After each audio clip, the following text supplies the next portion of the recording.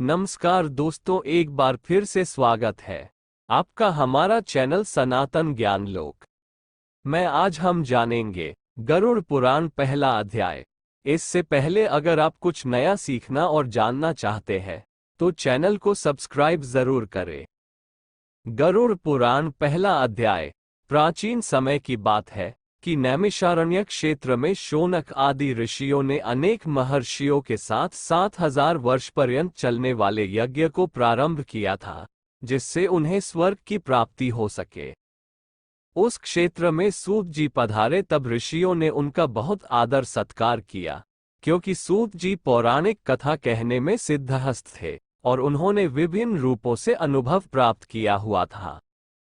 इसीलिए सारे ऋषियों ने उनसे कहा, आप हमें इस संसार, भगवान, यमलोक तथा दूसरे शुभ अशुभ कर्मों के बारे में बताएं, जिससे मनुष्य किस रूप को प्राप्त होता है, इसका ज्ञान हमें देने की कृपया करें। सूत जी ने कहा, इस संसार जगत के निर्माता भगवान विष्णु है। वो जल में रहते हैं, इसीलिए उनका नाम नारायण है। वह लक्ष्मी जी के पति है। भगवान विष्णु ने हर युग में भिन्न भिन्न अवतार धारण करके पृथ्वी पर जन्म लिया है, ताकि वह अधर्म का नाश कर सके और पृथ्वी की रक्षा कर सके। भगवान विष्णु ने राम का अवतार लिया और लंका के राजा रावण का वध करके अधर्म को खत्म किया। उन्होंने नरसिंह रूप में राजा हिरण्यकश्यप का वध करके भक्त प्रहलाद एवं दूसरे प्रजा की रक्षा की। भगवान विष्णु ने वराह रूप में भी अवतार लिया ताकि पृथ्वी का उद्धार कर सके और फिर मत्स्य रूप में अवतार लिया। वेदव्यास जी भगवान विष्णु के ही अंश है। वेदव्यास जी ने ये पुराणों की रचना की है। कहा जाता है कि एक सर्वोत्तम वृक्ष भगवान विष्णु है, उसकी दृढ़ मूल धर्म है, उसकी शाखाएं वेद है। उस वृक्ष के फूल रूप में यज्ञ को माना गया है और फल के रूप में मोक्ष को माना गया है। वो सर्वोत्तम वृक्ष रूपी भगवान विष्णु ही सारे फल और मोक्ष को देते हैं। एक समय पर पार्वती जी ने भगवान शिव से पूछा था, आप खुद ही एक भगवान है, इस संसार के रचयिता है, तो आप किसका ध्यान करते रहते हैं? ये सुनकर भगवान शिव ने कहा, मैं देवों और ऋषियों का ध्यान करता हूँ, उसमें विष्णु ही श्रेष्ठ है। इस संसार में परम ब्रह्म भगवान नारायण विष्णु है और उन्हीं का चिंतन करता हूँ। भगवान विष्णु ही अनेक रूप में अवतार लेने वाले परम ब्रह्म है। भगवान विष्णु ही अनेक रूप में पृथ्वी पर अवतार लेकर अधर्म का नाश करके धर्म की स्थापना करते हैं। इस प्रकार भगवान शिव ने पार्वती जी को भगवान विष्णु की महिमा बताई थी। तब ऋषियों को दूसरी बातें जानने की उत्सुकता हुई। ऋषियों ने सूत जी से कहा, हे प्रभु, आपने भगवान विष्णु के श्रेष्ठता के बारे में हमें जो भी ज्ञान दिया वह अत्यंत भयमुक्त करने वाला ज्ञान है। इसके अतिरिक्त आप हमें ये बताइए कि इस सृष्टि में आने के बाद भोगने वाले दुख और कष्ट को नाश कैसे किया जाता है। कृपा करके इसका उपाय हमें बताइए। आपके पास इस लोक एवं परलोक के दुखों का निवारण करने का ज्ञान है। हम ये जानना चाहते ही है कि यमराज के मार्ग तक पहुंचने में मनुष्य को किस प्रकार की मुसीबतों का सामना करना पड़ता है। सूत जी ने कहा, एक समय पर गरुड़ जी ने भी ऐसा प्रश्न भगवान विष्णु से किए थे। उस समय भगवान ने जो भी ज्ञान दिया था वह ज्ञान मैं आप लोगों को दूंगा। यम का मार्ग बहुत कष्ट वाला है, किंतु आप अगर अपने कल्याण के लिए ये जानना चाहते हैं तो मैं आप लोगों को इसके बारे में बताता हूँ। गरुड़ जी ने जब भगवान विष्णु से पूछा था कि आपके नाम की आराधना करना तो अत्यंत सरल है, आपकी भक्ति करने के उपरांत भी मनुष्य नरक में क्यों जाता है?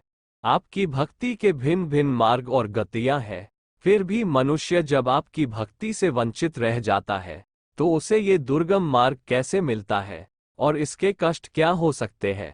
पाप करने वाले पापियों की किस प्रकार दुर्गति होती है और किस रूप में उनको नरक मिलता है? आप मुझे कृपा करके बताएं। ऐसे पूछने पर भगवान विष्णु ने गरुड़ जी को कहा, हे गरुड़, मैं तुम्हें यम के मार्ग का ज्ञान देता हूँ। इसी मार्ग से पापी लोग यमलोक को प्राप्त करते हैं। इसका वर्णन अत्यंत भयानक है। जो मनुष्य उग्र स्वभाव के होते हैं, धन और मर्यादा का ज्ञान जिसमें नहीं है, जिनको संसार में मोह माया है, वो मनुष्य अपवित्र होते हैं और वही नरकलोक में जाते हैं। दानवीर मनुष्य मोक्ष को प्राप्त करते हैं और पापी लोग कष्टपूर्वक यम की पीड़ा भोगते हुए नरक में जाते हैं। दुष्ट और पापी लोगों को इस संसार में किस प्रकार के दुख मिलते हैं, उनकी मृत्यु किस प्रकार होती है, उसका ज्ञान मैं तुम्हें देता हूँ। इस संसार में जब मनुष्य जन्म लेता ही है, तब वह अपने पूर्व जन्म के कर्मों के हिसाब से इस जन्म में शुभ अशुभ फल भोगता है। बुरे कर्मों के प्रभाव से व्यक्ति को रोग हो जाता है। परेशानियां और रोग से पीड़ित वह व्यक्ति निराश हो जाता है। व्यक्ति कितना भी बलवान हो, युवावस्था में उसके पत्नी पुत्र होने के बावजूद वह अचानक से भयभीत होने लगता है। काल उसको घेर लेता है। वृद्धा अवस्था में व्यक्ति को मृतक के समान रहना पड़ता है। घर के लोगों के द्वारा अपमानित होता है और अपमानजनक आहार लेता है।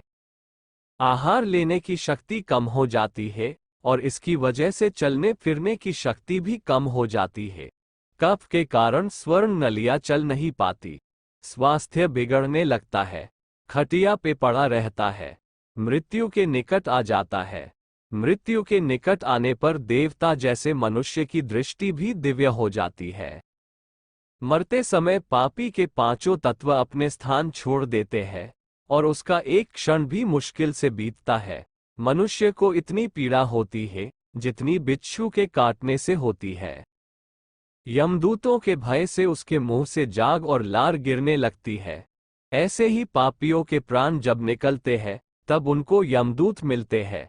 यमदूत के लाल नेत्र होते हैं और मुख भयानक होता है।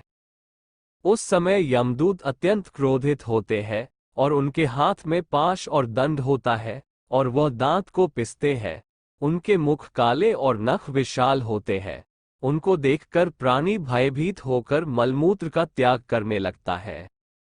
ऐसी अवस्था में जीव शरीर से निकल जाता ही है और मोह में अपने घर को देखता है और उसी समय यमदूत उसे पकड़ लेते हैं। यमदूत उसे गले में रस्सी बांधकर ऐसे ले जाते हैं जैसे गुनेगार को सिपाही राजा के पास ले जाते हैं। वे यमदूत मनुष्य को मार्ग में नर्क के भयानक दुख और तकलीफों के बारे में बताते हैं और धमकियां भी देते हैं। यमदूतों की ऐसी कठोर वाणी को सुनता है और तड़पता है। भय से तड़पता वह मनुष्य अपने पापों को याद करते हुए उस मार्ग से जाता है। कुत्ते मार्ग में उसे काटते हैं। उस मार्ग में उसे खाने को खाना और पानी नहीं मिलता। सूर्य की तेज गर्मी में चलना पड़ता है। यमदूत उसे मार्ग में कूड़े से मारता है और घसीट कर ले जाते हैं। इस प्रकार अत्यंत पीड़ा सहकर वह अंधकार में यमलोक में पहुंच जाता है। वहां उसे उसके पापों का फल मिलता है। यमराज उसे घोर नरक की यातना देकर फिर से मनुष्य लोक में भेजते हैं। अपने पुत्रों द्वारा दिए गए पिंड और दान को वह जीव खाता है, पर फिर भी पापी जीव होने के कारण उसकी तृप्ति नहीं होती। जिस मनुष्य का पिंड दान नहीं होता वह प्रेत योनि में रहकर निर्जन वन में दुख पूर्वक भ्रमण करते हैं। यम की यातना भोग बिना जीव को मनुष्य के रूप में जन्म नहीं मिलता और वह अन्य योनियों में भटकता रहता है। उस पिंड के रोज 4 भाग होते हैं। उसमें से 2 भाग पंचभूतों को, 1 भाग यमदूतों को और 1 भाग उस जीव को खाने को मिलता है। ऐसे 9 दिन तक पिंडदान करते ही है और वे लोग खाते हैं। जब मनुष्य का शरीर जलाते हैं उसके बाद उनके पुत्र जो पिंडदान 9 दिन करते हैं उसे उस जीव को 10वें दिन देह मिलता है। वह जीव को देह आकार यमलोक मार्ग में अपने कर्मों को भोगना पड़ता है। अब किस तरह से 10 दिनों के पिंड से शरीर बनता है उसे बताता हूँ। पहले दिन के पिंड से सिर, दूसरे दिन से गर्दन और कंधा, तीसरे दिन हृदय, चौथे दिन पीठ, 5वें दिन नाभि, छठे दिन कमर, गुदा, लिंग, भग और मांस केन पिंड आदि बनते हैं। 7वें दिन हड्डी और 8वें 9वें दिन जांघ और पैर। 10वें दिन के पिंड से इस शरीर में सुख, सुंधा, तृषा की उत्पत्ति होती है। इस तरह पिंड से शरीर उत्पन्न होता है और फिर 11वें और 12वें दिन के श्राद्ध में 2 दिन तक भोजन करता है। 13वें दिन वह जीव यमदूतों से बंधा हुआ अकेला संसार में आता है। हे गरुड़, वैतरणी को छोड़कर केवल यमलोक 86,000 योजन विस्तीर्ण है। अब इस जीवन में रोज 24 घंटों में क्रमशः 247 योजन यमदूतों के संग निरंतर चलना पड़ता है। चलने वाले इस मार्ग के अंत में 16 ग्राम पड़ते हैं। उनको पार करके धर्मराज के नगर में वो पापी जीव पहुंच पाता है।